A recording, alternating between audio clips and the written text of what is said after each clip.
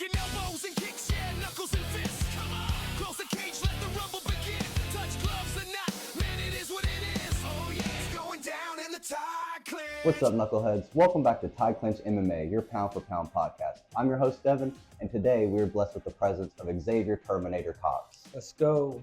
Now, Xzavier is an up-and-coming mixed martial artist and kickboxer in the Tennessee region, and this February he will be competing in a super lightweight kickboxing bout.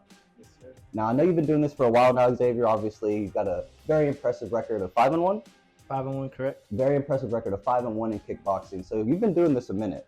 But before we can take a second to appreciate where you're at, I think we need to talk about where this all came from. So when did fighting first enter your life? So I have a pretty long background. So I started basically when I was 3 or 4 years old. Me and my whole family did karate and all that other stuff. After a while we stopped, and then once I was 10 years old we moved to Tennessee. Well, we moved from Indiana to Tennessee. When we got here, we lived here for a couple years, and then my 6th grade year I started wrestling.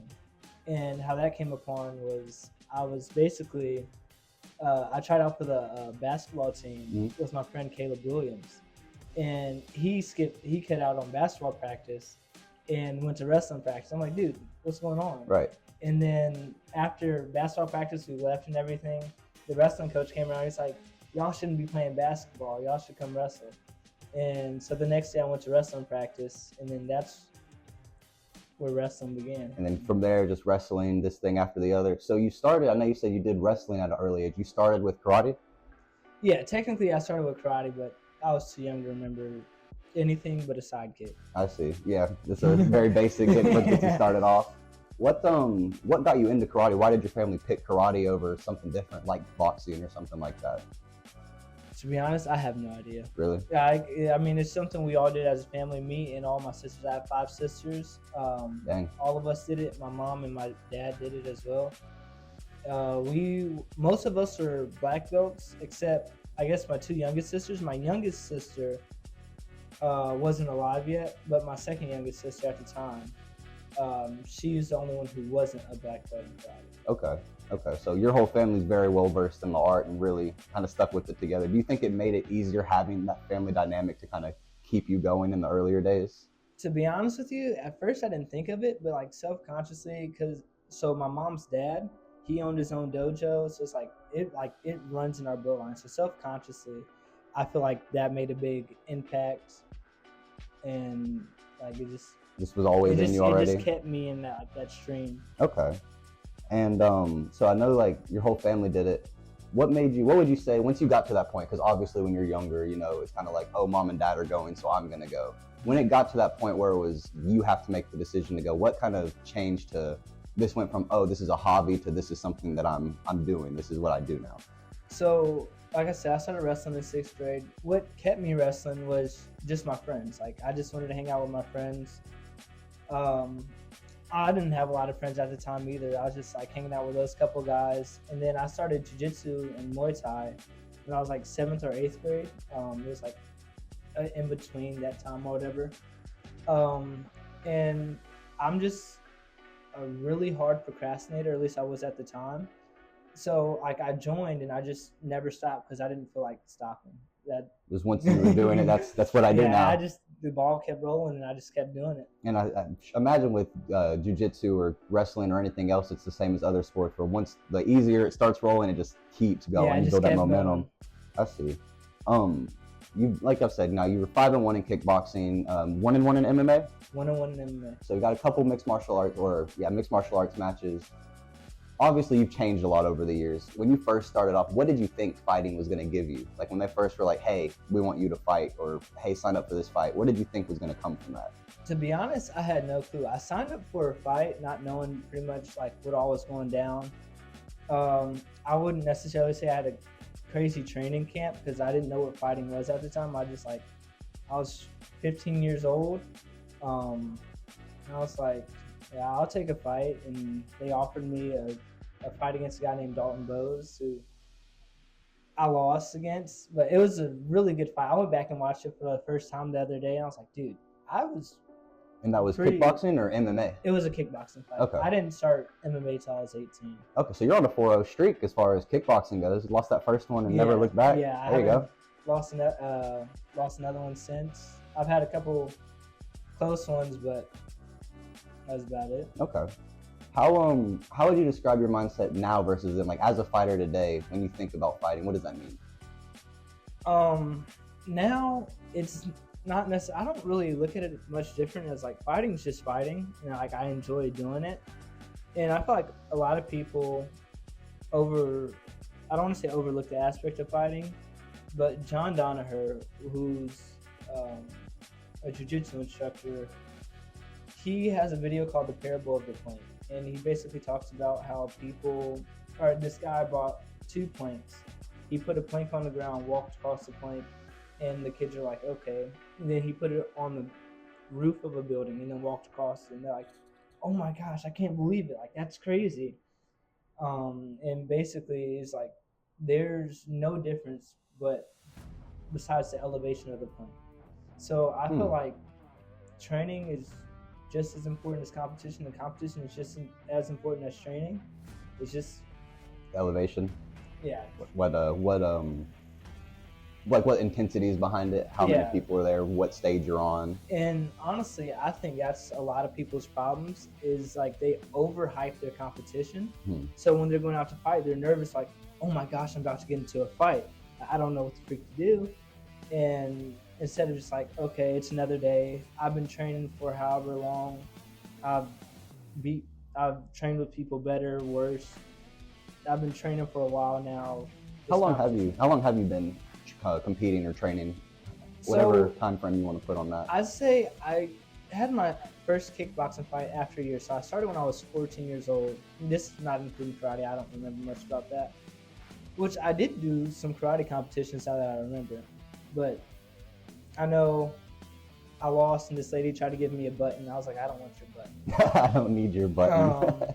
The disrespect button. Yeah, she was super nice about it. I was like, I lost. Like, get that away from me. I'll take one when I win. But then, I'm sorry, can you repeat the question again? You're good. I just asked about your mindset as a fighter now versus then, where your mindset is. Oh yeah, it's like, would you say you're in the same boat? Like, are you still in that same, oh, I just got to go, or do you kind of ease off a little bit? Like where are you at? I'm just a guy who just walks forward. I'm not walks forward. It's like I just go with the journey. I'm such a go with the flow type of guy. So it's like when it's time to be in fight camp, I don't really have in the past I haven't had fight camp. Some fights you can barely say I had a fight camp. I just train how I normally train and just work on what I want to work on, and then I just fight. Recently, especially for this fight, there's a couple of things I've been working on more specific towards the fight, so I can say that's the fight camp I've been working out more or less depending on what day it is and stuff like that. But it's honestly pretty much the same to me. I don't try to elevate one and I'm fighting for a title. Mm-hmm. It seems like, you can correct me if I'm wrong, but it seems like you're kind of one of those fighters that you don't make the moment bigger or smaller than it is. No, I honestly, if I had to put it that way, I am the moment, and what I do makes the moment, and the moment doesn't make me, if that makes any sense. Makes perfect sense. It doesn't matter whether there's 5 people in the room or 500, you're there to put on the show. Exactly. You're there. That's the part that matters. That's the best way to say it.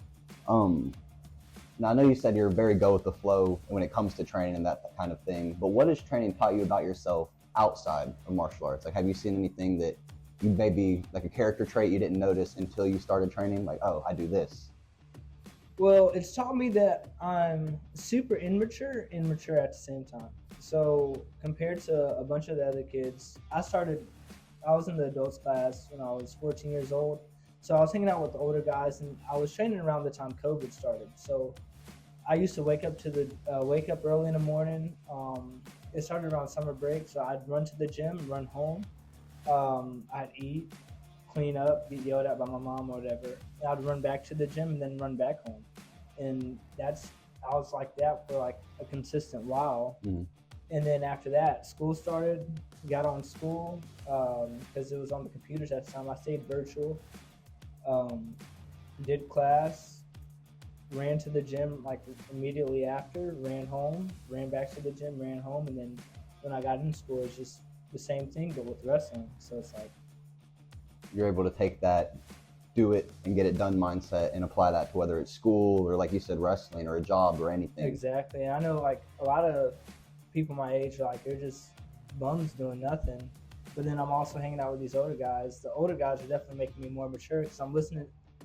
I'm not one to like someone tell me a story and I'm just not going to listen to it. Like all the stories I've heard growing up in the gym, some of them are some crazy stories. Right. And I'm just like, well, I should take your word for it. You've lived that moment. Let me not do the same and make the same mistakes. So I'm not going out partying, drinking, smoking, condone any of that. I don't know why people do any of that. Like, it's just not something I've really ever been into.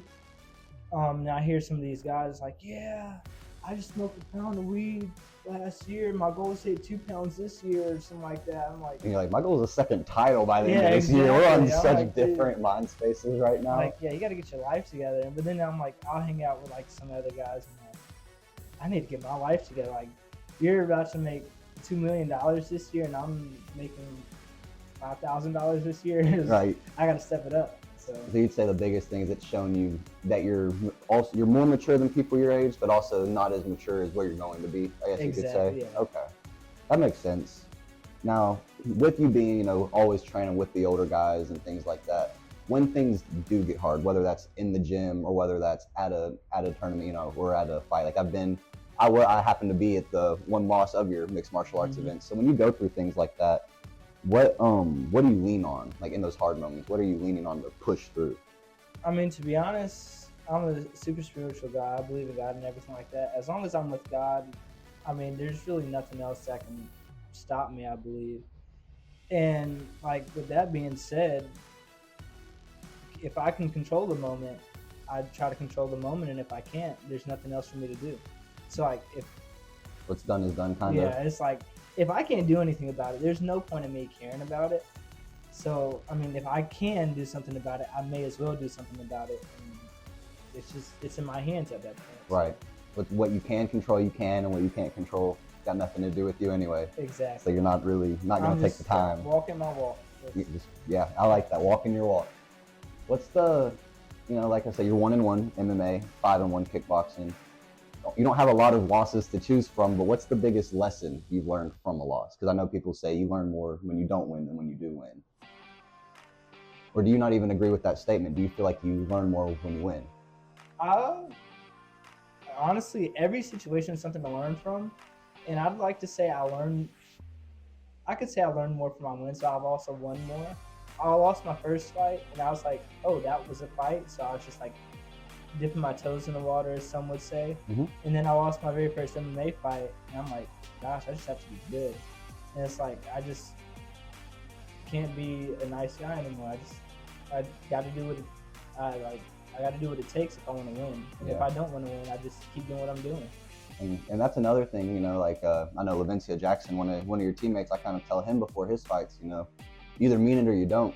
Exactly. Because I've watched him in there, and I'm not saying go out there and try to hurt. Like, I mean, you're in a fight, people are gonna get hurt. That guy fights like. You know what I'm saying? I'm not saying go in there and kill somebody, but like I told him at the last one because I saw him. He was put in a weird position where he had the guy in an arm bar, and it was like, do I break it or do I get slammed on my head? And he ended up taking the slam. I mean, it wasn't a horrible one, but you gotta deal with it. Like you just said, are you willing to do the mean? Are you willing to definitely break it? But I mean, I like to think I'm a nice guy. Like, I try not to hurt anyone if I can. So I'd say your last kickboxing fight, because I've been to maybe 2 or 3 of them. Your last kickboxing fight with Top 10 was one of my favorite fights I've been to. You or anybody else. People watching at home definitely look up that fight. Who did you fight? Do you remember? His name is William Aldridge. William Aldridge. So look up the fight between Xzavier Cox and William Aldridge if you want just fireworks from bell to bell. I mean, from the time it started, I'm not going to spoil too much, but actually I will. It's an interview. The way you ended that thing, dude, like you put him down. And when you say you're a go with the flow guy and you have to learn when to be mean and you just kind of let the ball roll, I saw all of that in that fight. There were definitely moments where, I mean, you were probably concussed in the first 45 seconds. Definitely, like, yeah. I don't remember much of that fight. He had you in your own corner, he had you in your corner, and then I noticed you started kind of moving across the center of the ring to his, and then he caught you with an overhand right, and you just kind of shelled up. But then what I started realizing was it really kind of showed, I'd say, the characters of the two fighters, because you were shelled up, and you had this guy that was, I mean, he had volume. It was just heavy shot, heavy thud over and over. But you were still able to shell. Oop, my turn. Shell. Now it's my turn. And eventually just chipped him down. And then the meme came out. I was like, all right, you've been giving all that punishment. It's time to receive some. Yeah, that's pretty much what happened. Is he came out. I'm a slow starter most of the time, unless I'm feeling it that day. And when I'm feeling it. Yeah. I'm going forward.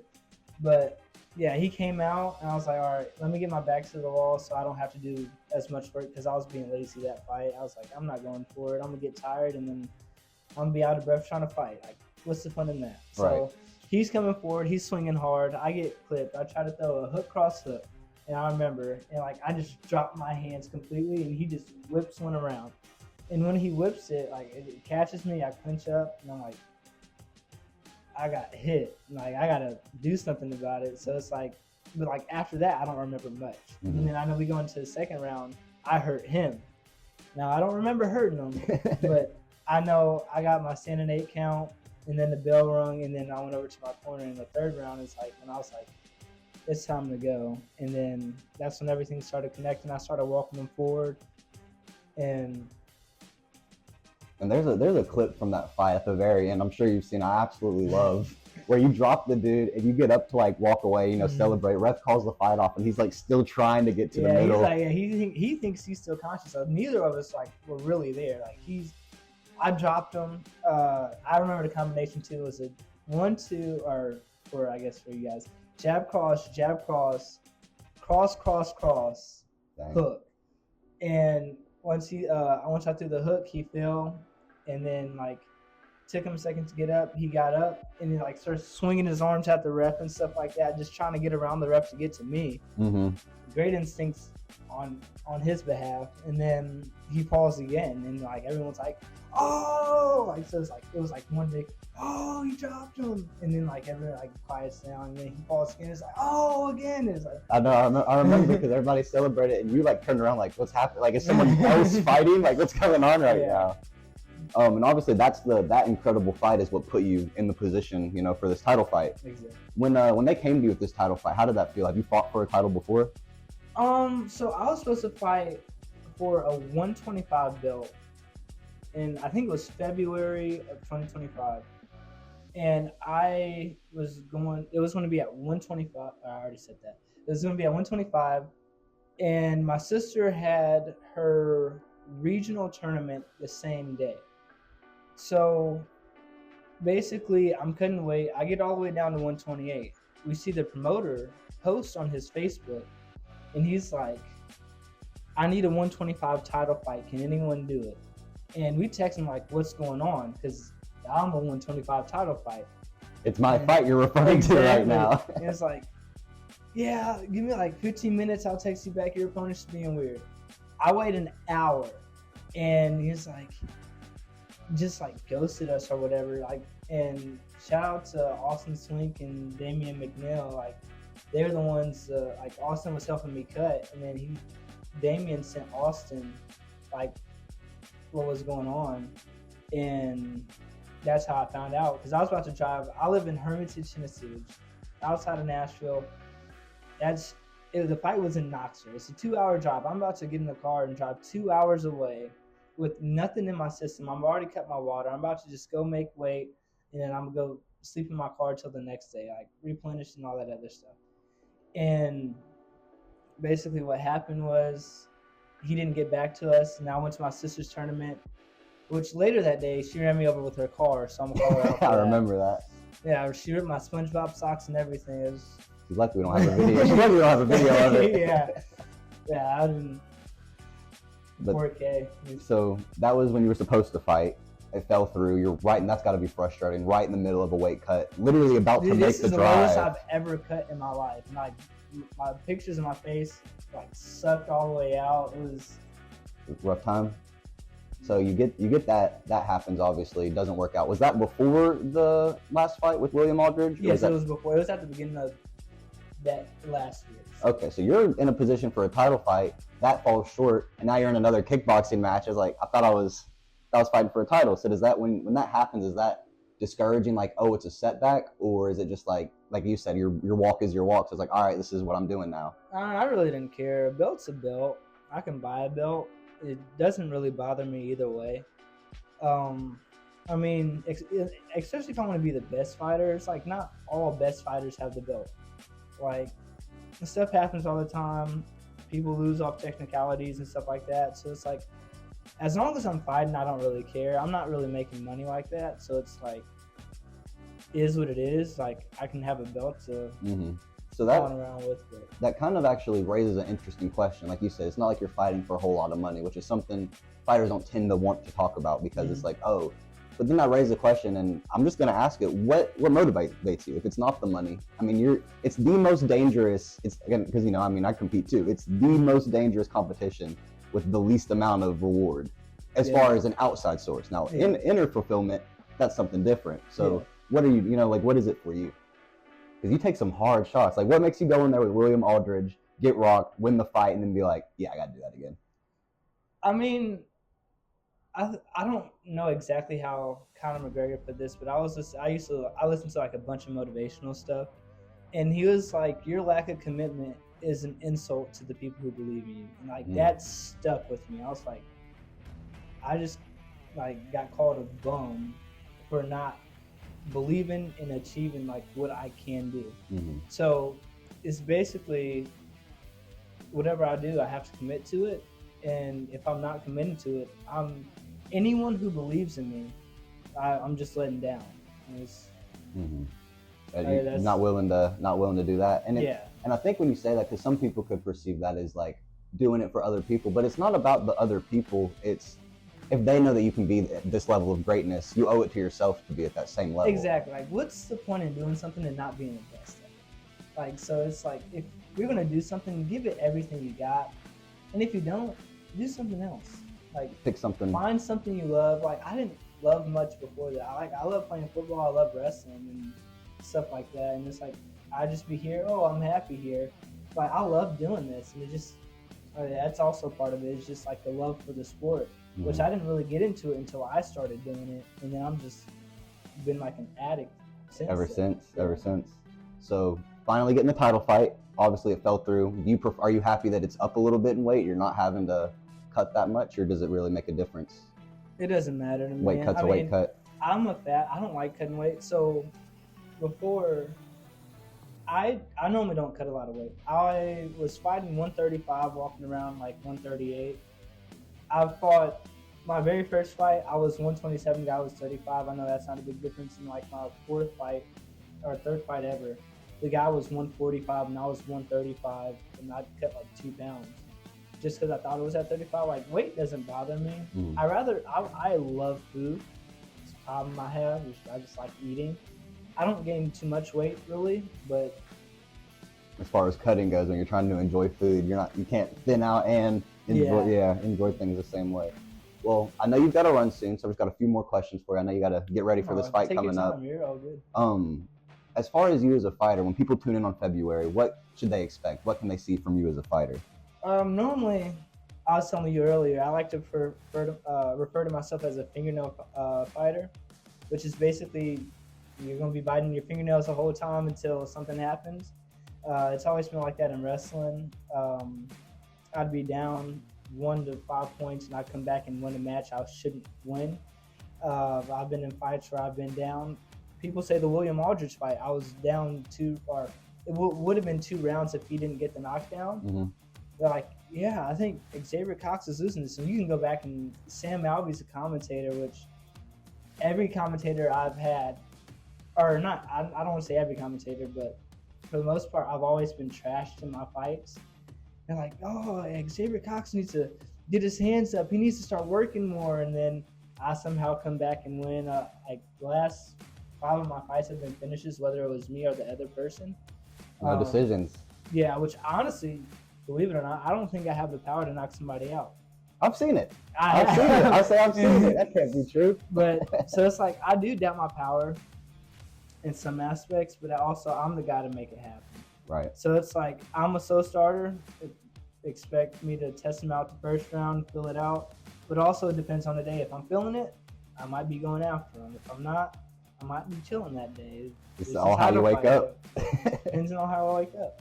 So no matter how this fight goes, obviously, I'm always saying you're the best. That's never going to change.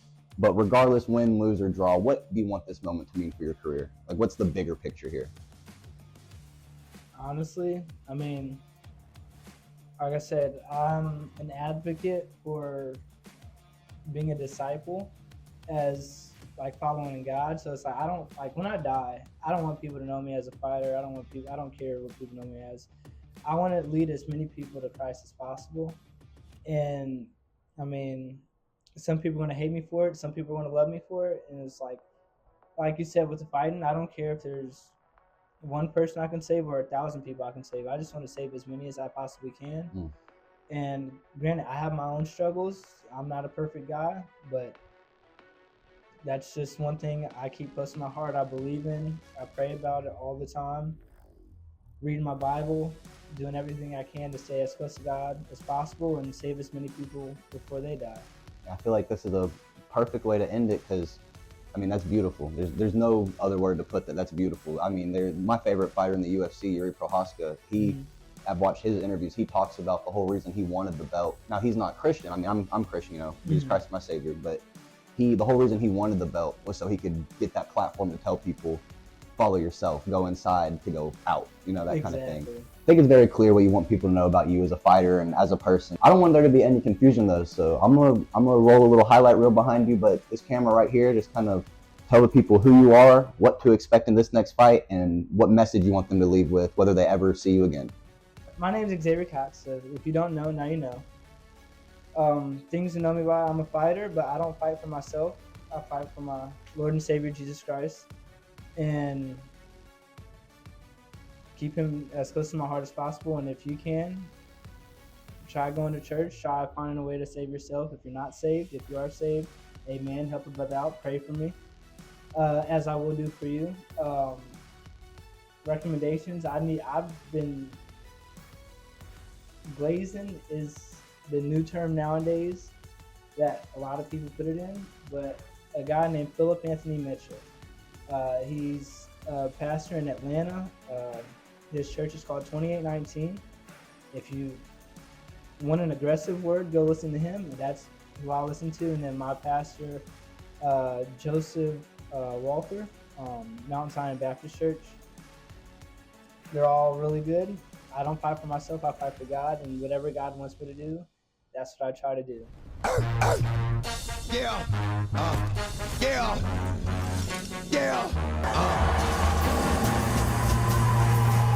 Don't get it twisted. This rap is mine. What you heard. It's what you hearing. It's what you hearing. Listen. It's what you hearing. Listen. It's what you hearing. Listen. X gon' give it to you. Wait for you to get it on your own. X gon' deliver to you. Knock, knock, open up the door, it's real. With the non-stop pop out and stainless steel. Go hard, getting busy with it. But I got such a good heart that I make the mother wonder if you did it. Damn right, and I do it again. Cause I am light, so I got to win. Break bread with the enemy. No matter how many cats I break bread with, I'll break who you sending me. You motherfucker never wanted nothing but your life saved. That's on a life day, I'm getting down. Like it said freeze, but won't be the one ending up on his knees. Please.